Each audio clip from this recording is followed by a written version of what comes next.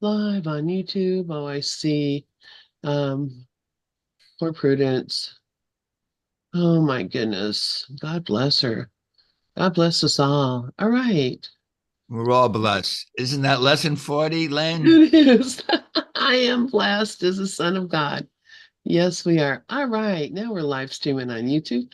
All right. Dove, Lori, Lindy, Mickey, anybody, this mic is all yours. And today's lesson is lesson 228. God has condemned me not, no more do I.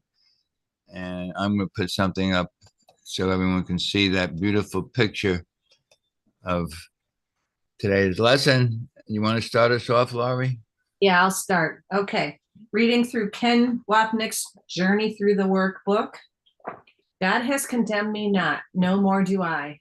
Ken starts out by saying, as I am part of God and his love, if there is no condemnation in him, how could there be in me? If I hold thoughts of condemnation toward another, it could only be because I condemned myself first, which means love is no longer in my awareness. Thus, by attacking someone else, I affirm that hate, not God's love, rests in me. Rather than accept responsibility for my mind's decision for hate, I project it out and see my hated sin in you, thus justifying my judgments. And I was noticing the other day, I was at the beach, and the beach is supposed to be one of these wonderful places on earth, right? The beach is fun.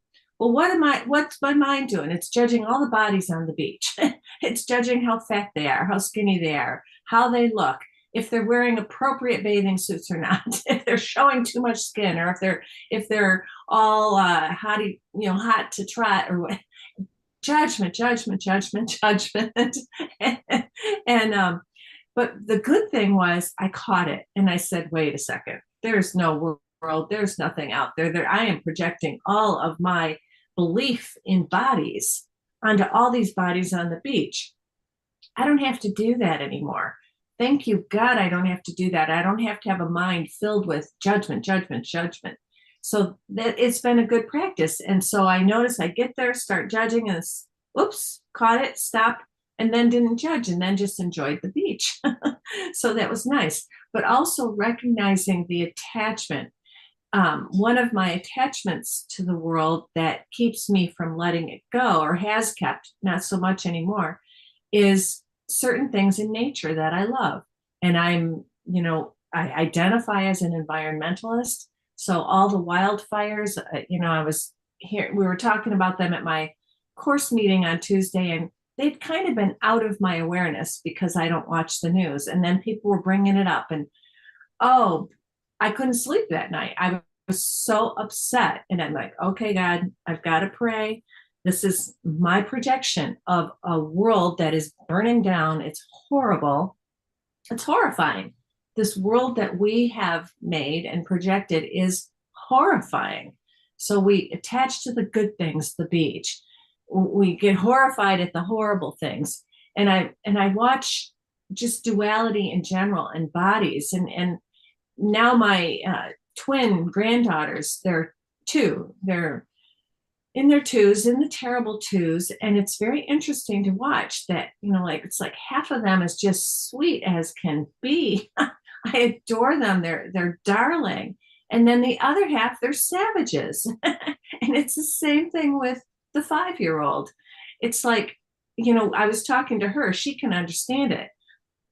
There's this wonderful book called Chip the Monk by Suzanne Sullivan, who used to be with David Hoffmeister's group. She actually donated the land for the Utah monastery. Anyway, so Suzanne Sullivan wrote Chip the Monk. She says the Inner Wisdom wrote it.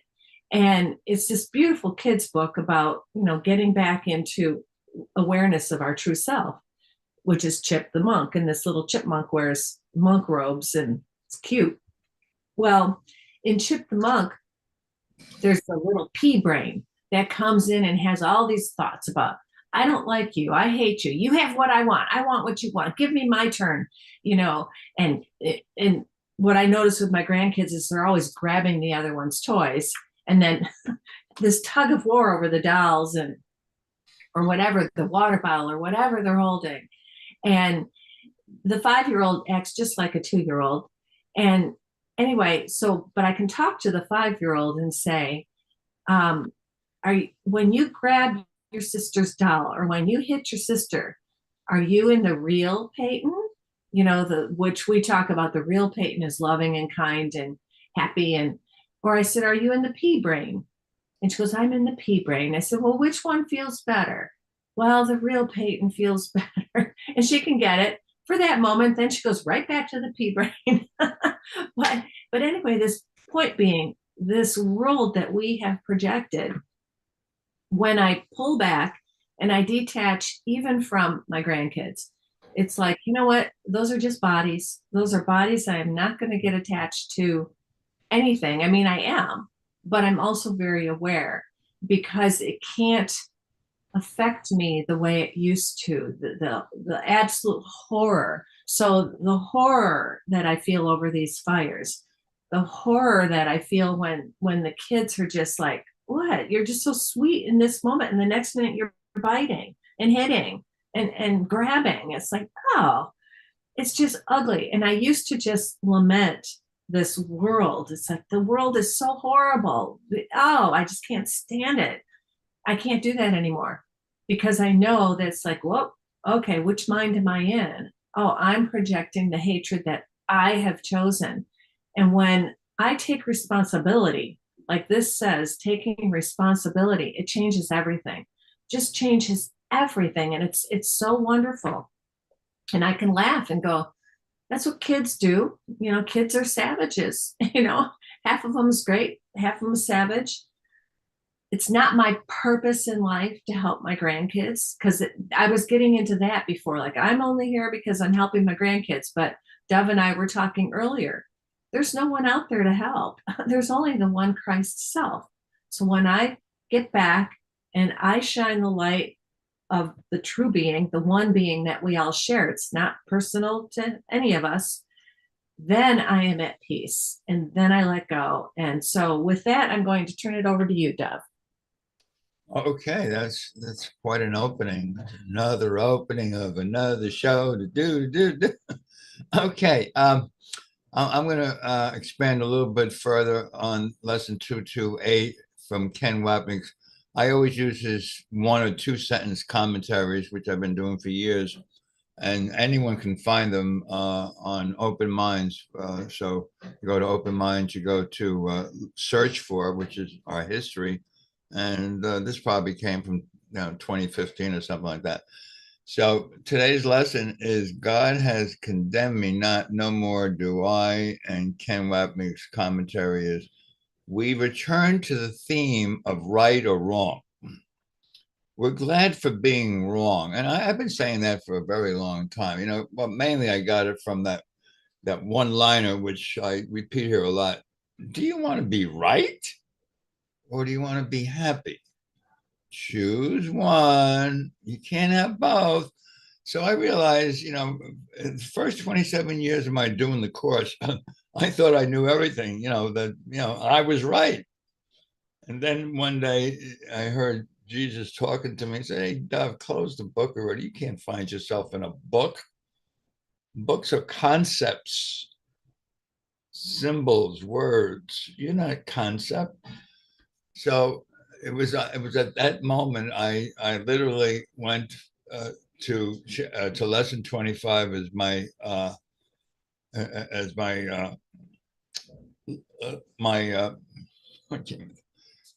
the lesson that became my mantra lesson for the next 20 years since let's see, that was back in 2004. So it was 20 years ago. I've been using the same lesson 25, which literally says, I don't know what anything is for. From that particular place, you can let go of being right, because as soon as you think that you're right, you think you know what something is for. So by saying I do not know what anything is for, you're putting yourself in the place of I do not know. And that's the same thing as his famous chapter 18, section 7. I need do nothing.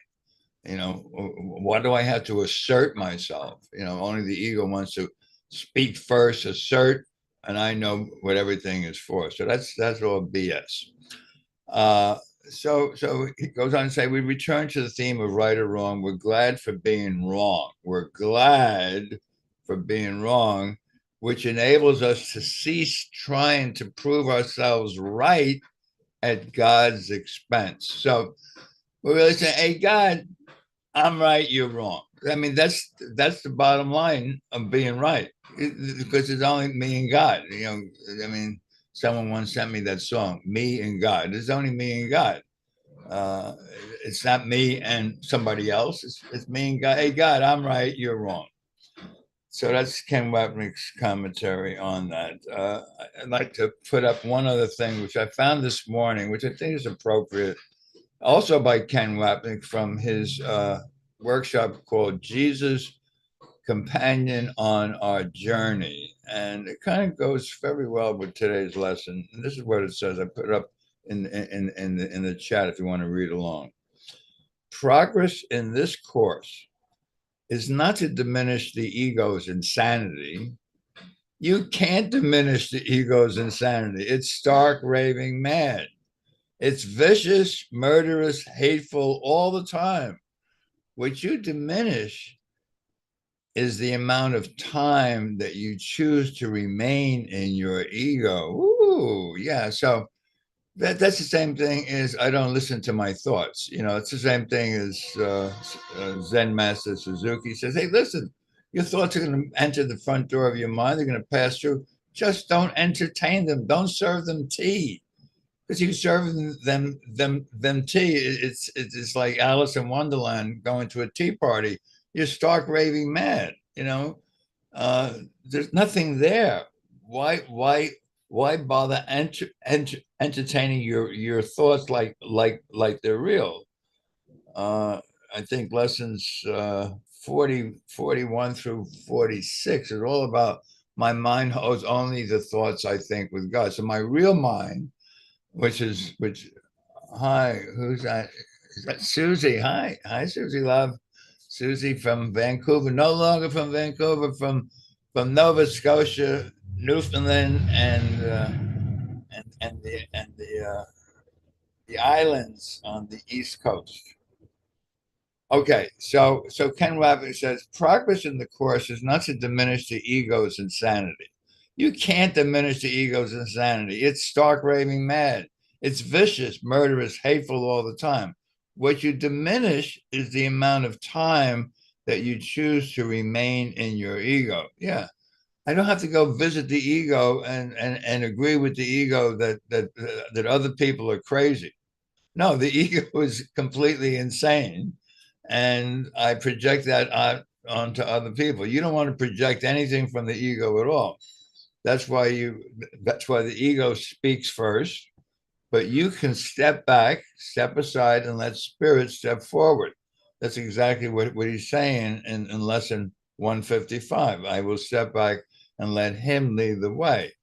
I would only lead the way if I think I'm right. No, you don't want to be right anymore. It goes on to say, you don't change the ego thought system any more than you can change the Holy Spirit's thought system. What you change is the amount of time that you spend with the ego. Wow. What you change. So as you begin to say, I have no need of this anymore. I really don't need to listen to this craziness. Let me step back, step aside, and let spirit lead the way. Now, who is spirit? Spirit is my right mind. Spirit is my right mind, and my right mind looks at the insanity of the world and sees it not, and chuckles and gentle laughter says, "What you think is true, Dove, is not even true. What you think is true is not even true." And that's pretty much hi Prudence. I see Prudence just came online on Pal Talk, so you want to say hello to Prudence. And I'm going to put up in the chat here. Prudence, you're more than welcome to come up to the Zoom room, and because we put things in the chat that we can't really put on Pal Talk. Like I put this picture coming up. This is one of my favorite pictures in the entire course. It says, the real miracle is the love that inspires them. And that comes right out of the Course in Miracles. It's in text, chapter 3. The real miracle is the love that inspires them. Yeah. So, yeah, I mean, miracles happen because we get ourselves out of the way, which is exactly what we're talking about. But the real miracle is the voice of God, the voice for Jesus, the voice of the Holy Spirit that's speaking to us, and that voice is speaking to us all through the day, as Lesson 49 says. We're just too busy listening to the ego's thoughts to hear it. That's all that's going on. You got to laugh. You simply got to laugh. Over back, if anyone wants to share, Susie, Lindy, Lynn, Mickey, please just raise your hand. Otherwise, back to you, Lorri. Okay, thanks, Dov, and good morning, Susie, and good morning, Mickey, too. And I already said good morning to Lindy and Lynn. Getting back to the lesson 228, but before I do that, I like what you said, or what you put on the board about Ken's comment that we diminish the time we spend in the ego thought system. And that's what I'm always telling my clients, that the ego's there, while we have bodies, the ego's going to be there, but do we listen to it? No, we quickly go, I get that, what thought system that is, and I'm not going to listen to you. I'm not going to believe you. We don't worry about it. Like Ken always said, this is a course in looking, not changing. The ego cannot change. The ego does not change. What we do is we watch it and we go, oh, it's insane. The entire world is insane. Let me choose the love of God that tells me that there's no world out there. Thank God there's no world out there. Thank God. That's the only thing that has made me halfway sane, because I can't take it. I cannot take I've never been able to take it. And I always felt there was something wrong with me. It's like, how come other people think this world is so good? But at least in my course community, people understand. They get it. They get it. Okay, getting back to the lesson, 228. Paragraph 1 says, my Father knows my holiness. Shall I deny his knowledge and believe in what his knowledge makes impossible? Shall I accept as true what he proclaims as false? Or shall I take his word for what I am, since he is my creator and the one who knows the true condition of his son? I take his word, because if I don't, I hate my brothers. Because when things like the wildfires go on, I start losing it, because I'm going, all kinds of swear words about how idiotic people are. And they've been warning about this since the 70s and nobody wanted to listen, and they still don't listen. I saw a poll the other day about what is the most pressing concerns. Is it the economy, whatever else it was, is politics or what? And nobody mentioned the house is burning down. Our house is burning down. We're in the front room. It's burning down in the back, but everything's fine. Let's just watch my TV show. And so with that, I go into absolute massive judgment of the idiocracy. There was a movie, Idiocracy, that scared the heck out of me, but it's all coming true. And when I do that, it's just like, I can't deal with the world, the projected world that I see out there.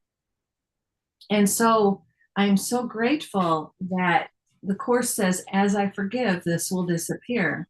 As I forgive, the world will be a safe place to rest in for a while. And taking responsibility and saying, wow, look at what we created. Look at the hatred in my mind that would project something so incredibly, incredibly awful. Just unbelievable. I mean, talk about hellfire. That's what's going on. Hellfire right here on earth. And as you were saying earlier, Dov, it's one or the other. We are in one thought system or the other. We diminish the time that we give to the ego, but there's not just a little bit of hell. It's you're in it or you're not, and you believe it or you don't. And with things, it feels like it's ramping up, at least for me, but it's always been there. It's like I just know I cannot even go there. I just keep my eye on truth. And in biblical circles, they call it keeping the eye on the prize, keeping your eye on Jesus to cope. But what has helped me with that is knowing that it's the dream, knowing that it's not real. And interestingly, something that I would call, for me, one of the biggest personal tragedies I've ever had, which was, as I've mentioned, Rod's body dying the way it did, or diminishing, where he couldn't talk and he couldn't speak and he couldn't move for 6 months before he died. That is horror, absolute horror for me to have experienced that. And now what's interesting is that I was able to leave Mexico, so I didn't have to sit there and watch it every day, but using that as, wow, look at what you projected in terms of bodies, and a body that you cherished and that you loved above all other bodies. This happened to. And look at that hatred. Look at that separation from God. And the absolute severity of that, and like with the severity of the wildfires, is what has forced me to wake up. It's almost like you can't even go there, so stay with truth, stay with love. And it has led to letting go of a lot of my previous beliefs about reincarnation. And when you die, you see your loved ones, and those are fine if you need those. I've gotten lots of signs from Rod when I needed them. But where I'm at now is I want truth above all else, and to know that there's only oneness, and that the Christ is seen everywhere except in bodies. That's chapter 25, the introduction. When you wake up, you see the Christ everywhere except in bodies. And what that tells me is, if I'm making any body special, even one that's no longer here, or that I think of that person as a person who is separate from the whole, I'm keeping myself in the dream, and I don't want it anymore. And that has come, and it's actually quite the relief, because I can't make my grandkids special, even though, I spend time with them and I love them and I adore them and everything. I still, in the back of my mind, it's like, I can't make them special, because when I do, I am terrified of, what's going to happen to them? Are they going to get hurt? Are they going to get hit by a car? Are they going to get a disease? What? And all that stuff comes up, and it's like, no. When I go to, those bodies are no different than any other bodies that are going to die here. That's what keeps my mind peaceful and clear and aligned with truth and aligned with God. And then I walk around and feel presence. I feel presence, the presence of love, the presence of God all around. And so that is just been so different for me lately, and I love it. it's for me, the only way to live now, which is denying the whole world, seeing only love, seeing only truth. And wow. And Lindy, you say the truth has made this one free. Yeah, so you've experienced that too. And that's how I feel. It's like, you know what? The truth will set you free, right? And the truth, my minister used to say, but first it will piss you off. We want our special relationships. We want our special bodies. We want our special histories. We want all of that. And even letting go and going, well, if at no single instant does the body exist at all, well, then that means that all the things that I think I did with that particular body never happened. Like the Course says, forgiveness says it never happened. But really, we were talking about this last week, and Sharon made a comment of, reading it and getting it intellectually is one thing, but actually living it and feeling it and knowing it, and in your mind challenging all these things that you're hanging on to. It's like what Dove brought up. I have no need for this. And in the manual, How is Healing Accomplished, it says, when you say, I have no more need for this, there is no form that will not heal, right away, because you don't want it anymore. And that's how I'm feeling about the whole world, everything, everyone. And it's not that you don't love people anymore, because you do. You actually love them more. You're more present with them. And I know you guys have experienced this, and it's wonderful. Yeah, Linda, you're saying it's unbelievable what we do for the body. Yeah. And so, with that, I'm going to turn this back over to you, Dove. Okay, that's interesting sharing. Had me looking at some of the things in my own life. Yeah, whenever you make anyone special, it's always the ego, which basically is very difficult unless you're really practicing the course. You're right. The intellectual thing, as Sharon says, well, I understand that. No, your understanding is not necessary. Only your willingness is necessary. Willingness to not make anyone special. I was listening to Ken Wapnick today, and believe it or not, I can't remember the exact words. It was either Holy Spirit or the right mind. I think it was the right mind is really all together or not at all. So in the right mind, we are one. We're all together. We share the same purpose, and the same purpose is to remember the truth of who we are. And we all share the same interests, the same goal, the same purpose. That's in truth. In this world, we kind of make it up and say, well, I'm here to make money. I'm here to do this. I'm here to make friends. I'm here to, no, you're not here for anything else other than to remember the truth. The world is a classroom, and I don't care what lesson or what rung of the ladder or what ladder you're on. The top of the ladder where you let all the ladders go is I am as God created me. I am not this body. I am not this thought system. I can let it go now.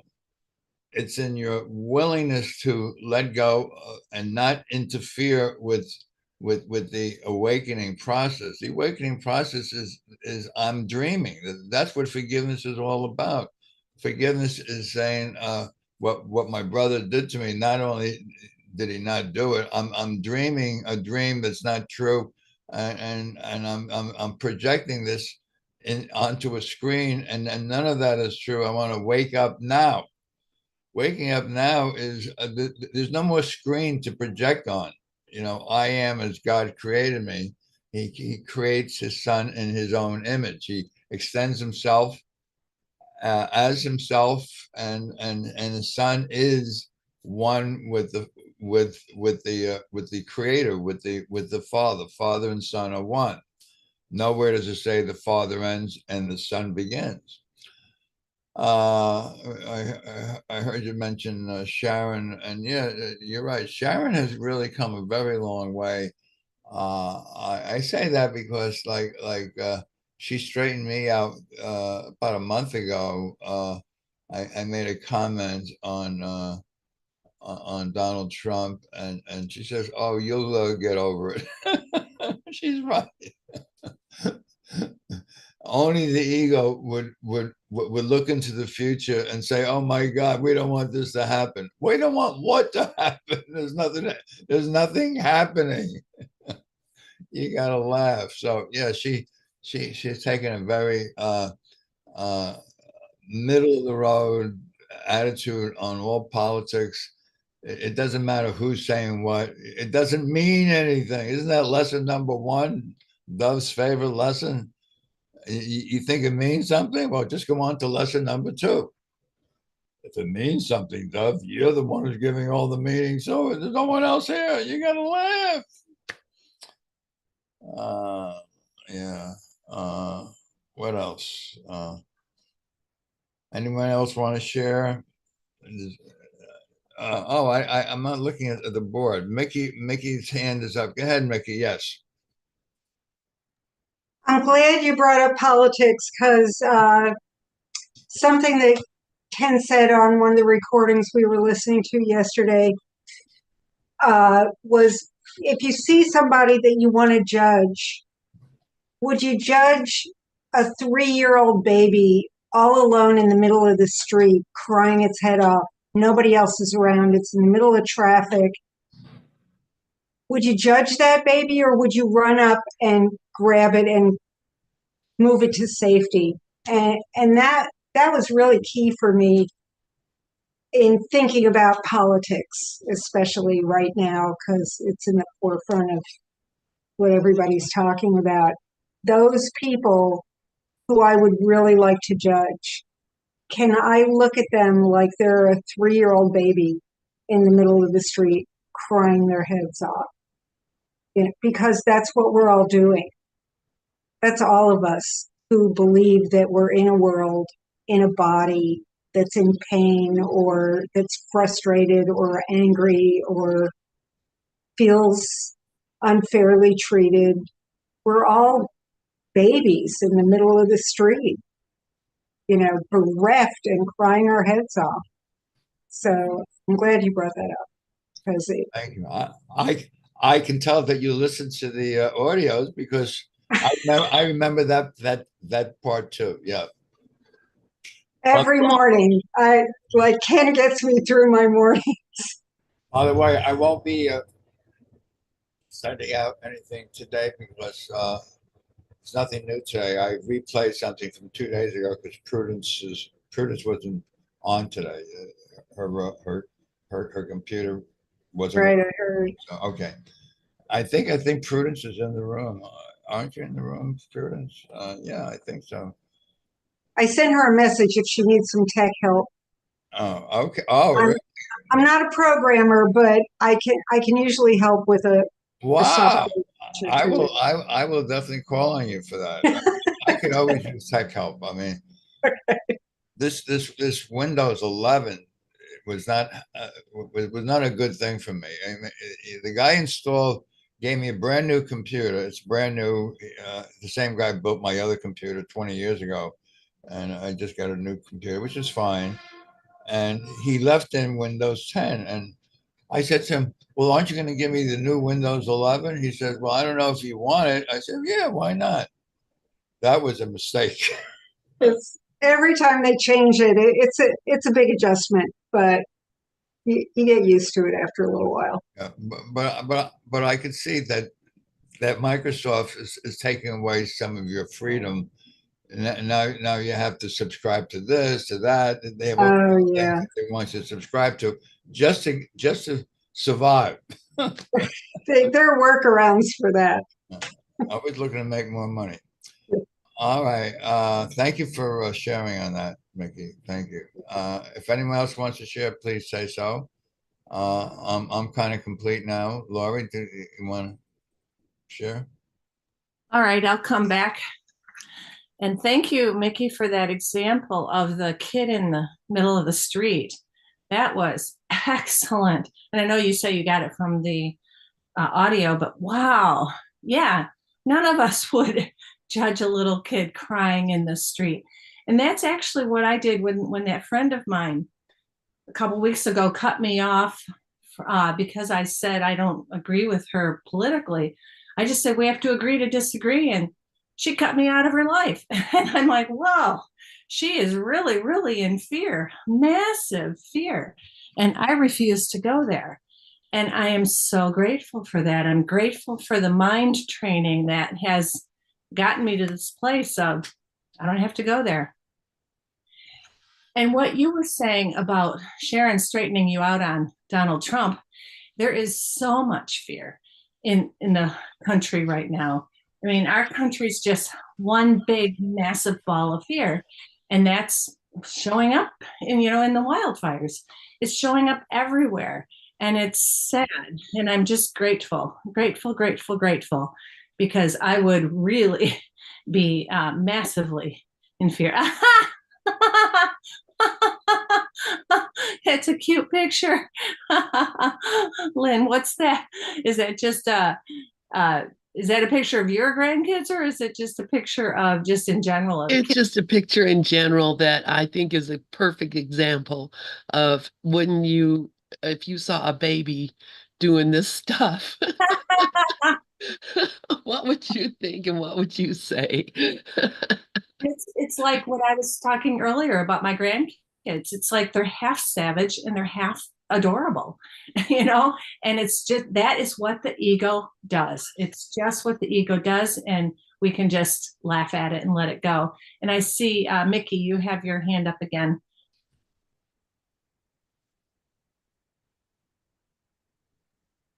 So yeah, this reminds me, last night I was in a local group where we read the course, and a guy told a story, and it's going to sound a little off base from what we're talking about, but he saw an interview with a guy who had been in a really severe car crash, and and the guy kind of had a little bit of an out of body experience, but he was panicking. The rescue people hadn't come. He's bleeding all over the place, and he heard a voice that said, "Don't worry, we've got you. You've done this 1,000 times before." And it made me think about, we're all freaked out about what's going on politically, what's going on with the environment, what's going on with our bodies, what's happening in our lives. And we forget, it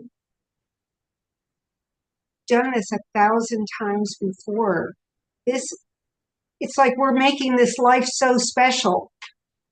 This lifetime is way more traumatic than any other lifetime we've been in, if you believe in lifetimes. And Jesus says you can or you can't, doesn't matter, it's all one in the course. But we have this perception that we've been reincarnated, and time is linear and all that.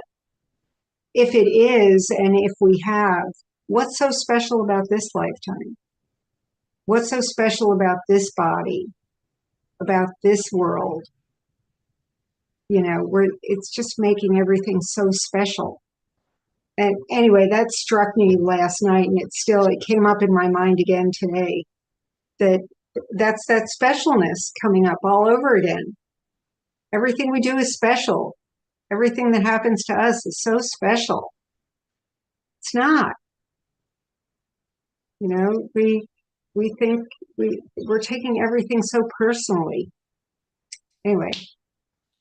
Thank you very much for that. I want to say specialness denies oneness. In oneness, all is the same, all is equal. All together or not at all, basically is the idea that one thing is not more important than another. In this world, that's exactly what it is. There's a hierarchy of values, and in truth, if there's a hierarchy of values, you're valuing the value less, because what's valuable belongs to all equally. And when we're talking about something that's valuable, it's eternal, it's changeless. Only exactly as you say, why is this time in this world special? It isn't. It's always changing. Anything that changes is not of God. Anything that's changing is not of God. What God creates is changeless. That's what has real value. Something that is not born, lives, and dies. Anything that born, lives, and dies has no value to you, the eternal. So thank you for bringing all of that up. It's the idea. Specialness is really special. If there's special love, there has to be special hate. It's the other side of the same coin. If you don't love all equally, that is not the love of God. The love of God includes all equally. And that word include or inclusion is one of my favorite words in the course. He says, including your brother as yourself. This inclusion invites atonement automatically. And for somebody like myself who kept saying, well, I know I'm supposed to accept the atonement, but Jesus, what is the atonement? I mean, what am I accepting? The moment you include your brother as yourself, you have accepted the atonement. because that's saying the separation never happened. Well, and it's saying your brother is yours. We're one Yeah, son, yeah, one purpose. one in the mind of God. So how could there even be a brother that I need to accept? You know, it's like Ken said in the tape that you played today. What does this have to do with me? What does this have to do with the real me that is the one son in the mind of God? Nothing. What does this personality have to do with the real me? Nothing. Of course, you know, I'm walking down the street and somebody bumps into me and makes me drop my cup of coffee that I just bought, you know. All of that goes completely out the window. Yeah. And then you recover really fast.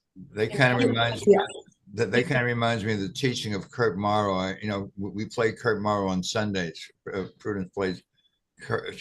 She plays Ken 6 days a week and Kurt Morrow on Sundays. So anyway, Kurt's perfect example of that is you're at a party and you're standing there with a drink in your hand, and someone that you really have not liked in the past comes towards you, and all of a sudden he's carrying a cigarette, and he happens to brush against you, and the cigarette burns a hole in your beautiful new sweater. You drop your drink all over you. How do you feel? So yeah, the ego instantly goes into special hate. I really hate you. I mean, can't you see where you're going? I mean, you burned a hole in my new sweater. You. And of course, there is no you. It's part of the dream. Somebody has done something to you. And then there's that famous question in the Course, as Ken loves to ask, are you willing to see your brother as sinless? And that's the only thing that's going to bring you back to sanity, because as long as you see the sin of the belief in separation, that's what sin is. It's a belief in separation. As long as you see that, you're not in your right mind.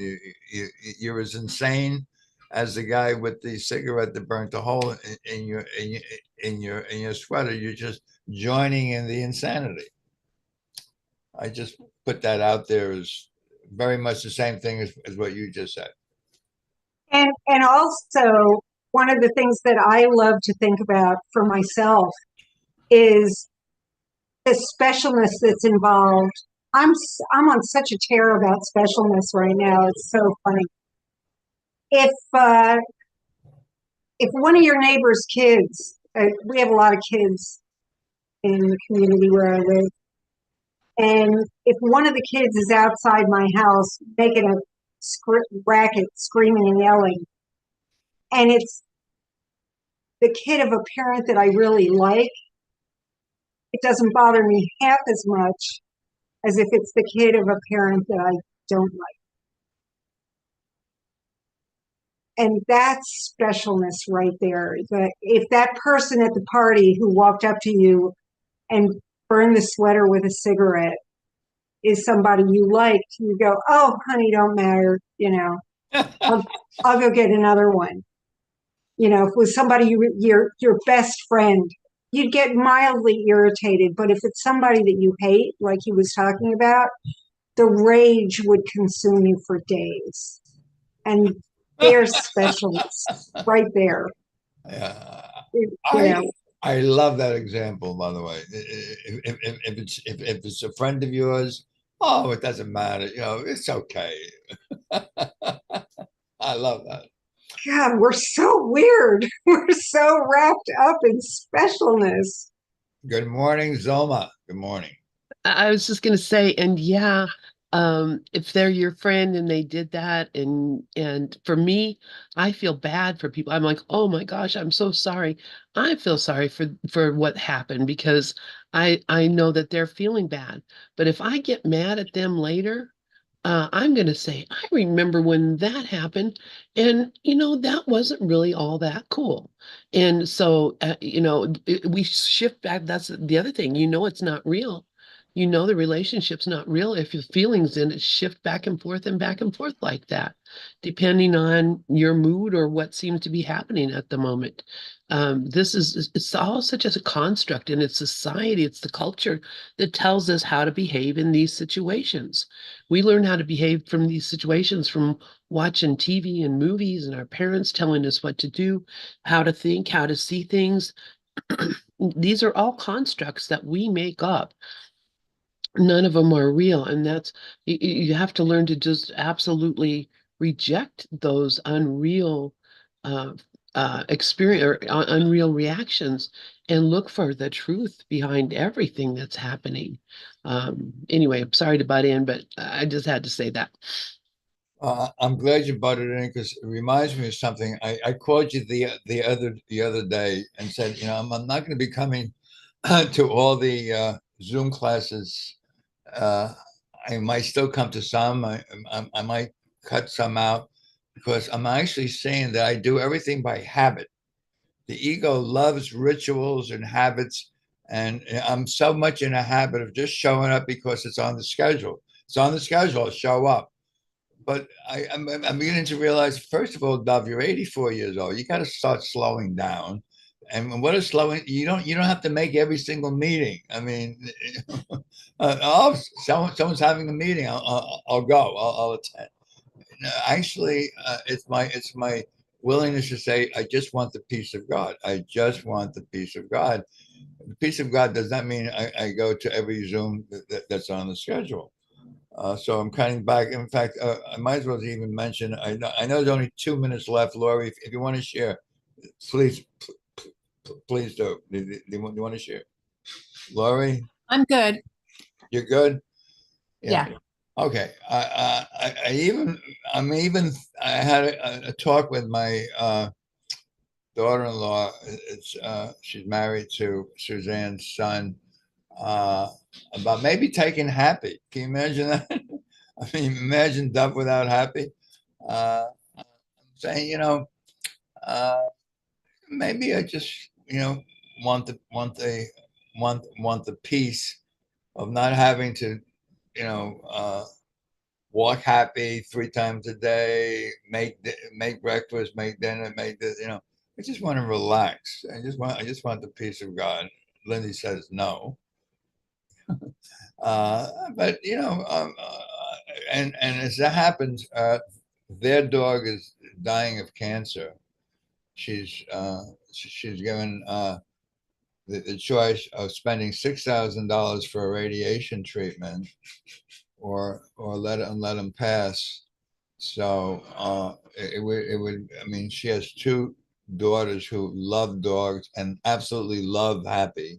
So it isn't that he would not be loved. He'd be totally loved. As a matter of fact, uh, she and her daughter was with Suzanne when Suzanne first picked up Happy in 2015. So Happy and them go together like a horse and carriage. Love you all. Thank you so much for wonderful sharing.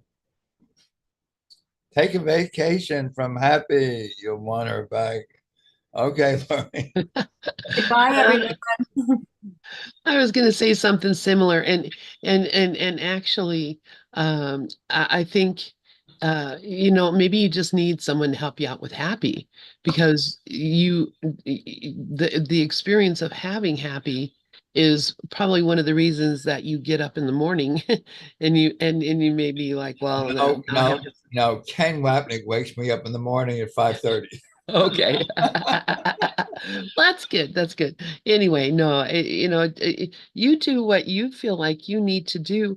And that's the problem, I think, is so much, me this morning when I was having difficulty and um Zoom wouldn't come open for me, and I was, I was, what was I thinking? Oh, I'm disappointing people. Oh, people that are expecting something are not getting what they expect from me. And what's going to happen when I'm gone? That, how are these, who's going to be keeping the radio going? All these things. If I died right this instant, left this body, left this world, there would be nary a thought of Gather or Zoom or YouTube or anything. That I mean, it would be it. And you know what? The world would go on. Life would go on. There'd be a different way, better way. There's no there's we're not so special. Come on, we're not so necessary. This is what I have to remind myself all the time. We're not special. You know, we're not special, no siree. There's no difference between you and me. Anyway, enough singing. Good morning, everybody. And Lori's saying, no, we can't live without you. Oh, yes, you can. Because you are me. We are one. Anyway, let me go ahead and